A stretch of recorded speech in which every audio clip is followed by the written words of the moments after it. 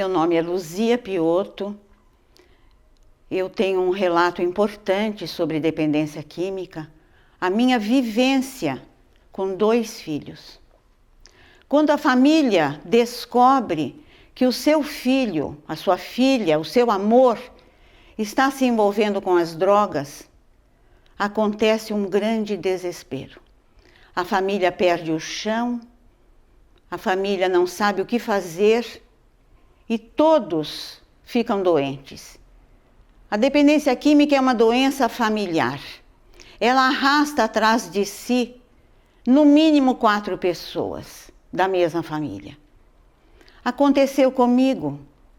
4 filhos, uma família equilibrada, um marido amoroso, um pai extremoso, um caçula, um temporão de 7 anos. E os outros filhos já adolescentes. Num dado momento eu percebo que o meu filho mais velho estava estranho, os olhos vermelhos, uma condição estranha, atitudes estranhas. E eu observava e dizia, mas o que está acontecendo com ele? Mas arredio, chegava do trabalho, ele já estava trabalhando, ele já tinha mais de 18 anos, 19 anos. Chegava do trabalho, se esquivava. E eu me preparando para contar para o meu marido que estava acontecendo algo errado com o nosso filho. Mas meu marido, neste interim, meu marido teve uma doença muito grave, passou por uma cirurgia e em 4 meses nós devolvemos o meu marido ao plano espiritual. Ele desencarnou. Aí sim que a situação ficou mais grave. Sozinha, eu tinha o apoio dele em tudo na minha vida e este filho se envolvendo cada vez mais com as drogas. Depois de uma conversa, depois de uma análise com ele, um tratamento que nós fizemos, ele parou por 6 anos, se casou, teve 2 filhos, mas a doença da dependência é progressiva. Ela está na criatura. Ele vem com a predisposição. E quando eu percebo minha nora, Dona Luzia, o Edgar voltou a usar drogas. Foi o desespero novamente, a minha nora não suportou, se separou do meu filho e ele voltou para minha casa. Uma grande dor, uma separação, 2 crianças pequenas. E eu, atordoado, o que fazer agora? Busquei a casa espírita, onde eu já estava frequentando. Ali eu fui orientada a procurar o grupo de apoio. O grupo de apoio orienta as famílias e os dependentes. Como conduzir esta situação? Foi quando eu aprendi a ter peso na minha palavra, a dizer o sim e manter, a dizer o não e manter o não. E aí eu cheguei para o meu filho e disse, filho, você perdeu o controle da sua vida e agora nós vamos controlar. Ele chorou muito porque estava presente o meu irmão, que ficou quase como pai na ausência do meu marido. E ele ficou muito envergonhado. Olha a importância da família para auxiliar o seu dependente. 2 semanas depois, ele estava sendo internado no Centro de Tratamento Bezerra de Menezes, em São Bernardo do Campo. Passou pelo tratamento, ele ficou os 30 dias. Este filho absorveu tanto os conhecimentos, saiu da internação e foi para o AA, Alcoólicos Anônimos. Ele não quis frequentar o grupo de apoio que eu frequentava. Respeitei. Por 1 ano este filho estudou, vivenciou as reuniões de manhã, de tarde e de noite. Ele voltou-se para a recuperação totalmente. É um grande homem, um grande profissional. Teve perdas? Teve. perdeu momentos lindos com seus filhos ainda pequenos. Mas tudo nós conseguimos fazer com a reparação. Os meus netos são pérolas e agradecem ao Pai maravilhoso que eles têm. Estou contando a história do meu primeiro filho, mas como eu já lhe disse, 2 filhos usando droga. Neste inteirinho, a preocupação com este filho, o outro meu rapaz estava se envolvendo com a maconha. Porta de entrada para todas as drogas. Mais um momento desesperador. Eu me sentia culpada, eu me sentia impotente, eu me sentia uma mãe que não soube criar os filhos. Como pode isso, Senhor? Mas a casa espírita me orientava. E eu fui aurindo forças, e eu fui aprendendo a lidar com esta situação. Eu fui compreendendo, mas este filho me escapou. Foi tão grave a adicção dele, ele usava drogas injetáveis. Ele passava 2 ou 3 dias fora de casa. Períodos trancado aqui dentro. Períodos que ele não conversava com ninguém. Internação, nem pensar. Acesso a ele, de maneira nenhuma, ele se tornava agressivo. Um dia nós conseguimos interná-lo, eu e a minha filha, numa situação emergencial. Ele não ficou na internação, ficou só por 20 dias. Voltou e eu disse a ele tudo que já sabia sobre dependência química. Coloquei regras, coloquei limites, como nós aprendemos no grupo. E ele aceitou, ele entendeu. 2 semanas depois que ele estava aqui, ele me disse: mãe, eu vou cortar o cabelo, você me dá um dinheiro? Eu dei o dinheiro e quando ele saiu com a moto, eu disse: ele vai usar drogas. Foi desesperador. Eu fui para o meu quarto e falei com Deus como nunca falei na minha vida. Senhor, breque os passos do meu filho. Ele está indo buscar drogas. Por caridade, eu sou impotente. E antes de ser meu, Senhor, ele é seu. Não sei por quanto tempo eu fiquei ali, orando, envolvendo este rapaz. Não sei quanto tempo. 1 hora, 2 horas, não sei. Algum tempo depois recebemos uma ligação. Ele tinha sofrido um grave acidente, bem próximo aqui de casa. Minha filha foi até o hospital, que eu não estava em condições, e ela voltou dizendo: mãe, ele vai perder a perna, 2 fraturas expostas. Eu disse: obrigado, Senhor. É a internação que ele precisava. Fui ao hospital, conversei com ele chorou muito. Mas assim mesmo ele estava sofrido porque faltava droga na vida dele. Ele estava agressivo. Ele ficou 1 ano internado aqui dentro de casa, com a perna engessada de cima até embaixo. Sofrido, não podia nada, tudo ele dependia de mim. E nisto, eu fui conquistando meu filho, orando com ele, lendo as lições do Evangelho, falando de Deus, de Jesus, falando da espiritualidade, e ele foi se aquietando. A cada vez que o meu filho saía para tirar radiografias e ver como estava a sua perna, eu voltava a falar com Deus. Senhor, ainda não é tempo. Por caridade, fale com ele. Desperte no seu coração. E assim se passaram quase 1 ano nesta internação. Meu filho, ele se renovou.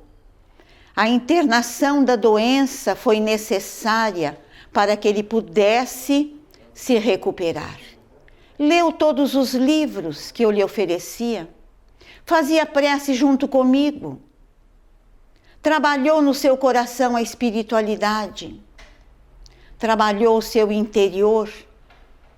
1 ano engessado. Foi a internação que Deus conseguiu para ele, que ele precisava dessa internação.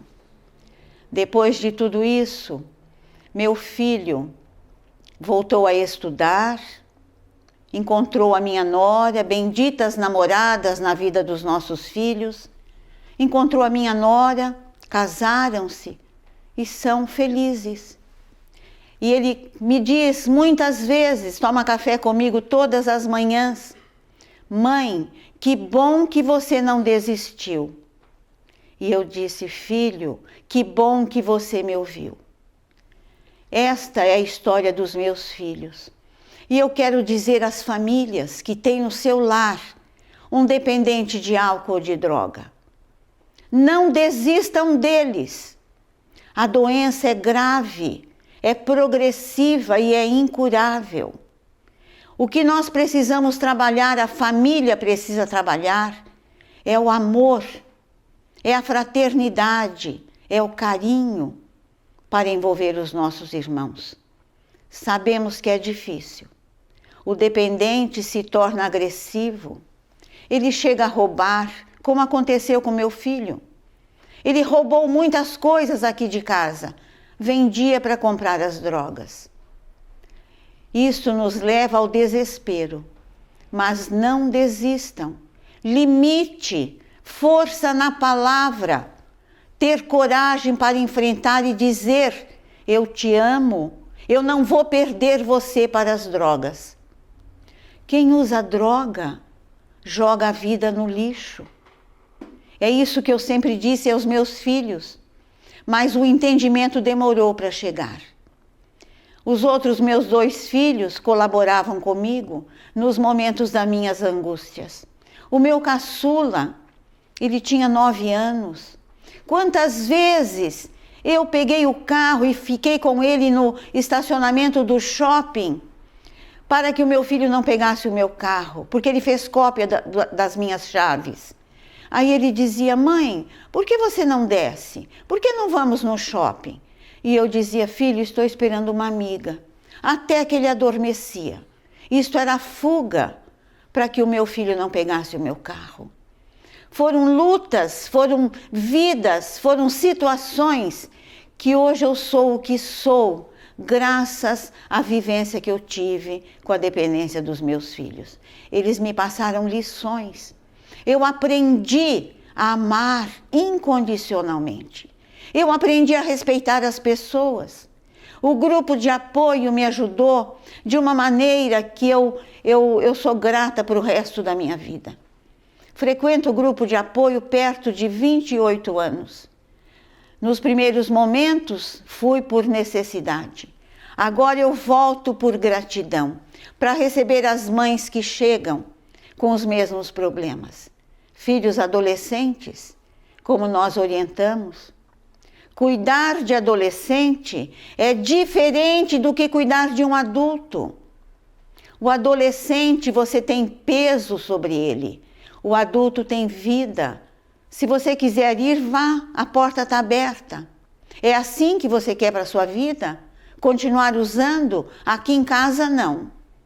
Com adulto nós podemos fazer isto. Com adolescente, não. Então nós aprendemos a cuidar e a orientar das famílias. Estas famílias que chegam desesperadas. A droga está disseminada, está nos lares. Cuidem dos seus adolescentes. Desde pequeno, cuidem das suas crianças. Fale com elas do amor da família, do pai e da mãe. Traga junto. Os nossos filhos são os nossos maiores tesouros. Não é o carro, não é a casa, não é o emprego. São os filhos que Deus nos deu para instruí-los, para que eles vivam a vida com dignidade, respeitando-se e respeitando o seu próximo. Eu quero aqui neste momento valorizar o grupo de apoio. Não conseguimos sozinhos a recuperação da família e a recuperação do dependente. O grupo de apoio é sigiloso. Todos que estão naquele grupo vivem a mesma situação. Cada um com a sua dor, cada um vivendo o seu momento difícil. E no grupo são orientados. Deus nos ensinou através de Jesus para que amássemos o próximo como a nós mesmos. A máxima de Jesus: ama o teu próximo como a si mesmo. E quem é o meu próximo? É aquele que está mais próximo. Eu não posso abandonar o meu dependente químico. Eu preciso saber como lidar com ele. Eu preciso saber as atitudes que vou tomar. Quando é agressivo, é uma maneira de lidar. Quando ele me escapa, quando ele foge, é outra maneira de lidar. Mas eu quero deixar a todos que todo problema tem solução. A família que tem no seu lar um dependente químico, ele tem um grave problema, mas todo problema tem solução. Não desanimem, busquem ajuda, busquem orientação, só assim nós iremos conseguir. Dependência química é uma doença que não tem remédio. O remédio entra pelo ouvido, através do grupo de apoio. É assim que nós vamos cuidando. É assim que nós vamos se cuidando para cuidar do dependente. Na época dos meus filhos, eu entrei em desespero muitas vezes. Eu perdi o ânimo. Eu dizia a Deus: Senhor, é melhor levar este filho. Eu não consigo lutar com esta problemática. Mas o grupo me ensinou que ele estava na minha vida para que eu pudesse ajudá-lo. A lei de causa e efeito. Eu sou devedora dele e ele certamente é meu devedor de outras vidas. Aprendi isto no grupo de apoio. E hoje nós somos amorosos. Meu filho me respeita. Tenho respeito desses filhos. E é assim que eu passo para o grupo de apoio. É difícil, é de uma hora para outra, não é, mas nós conseguimos. Nós vamos manter em nós a serenidade.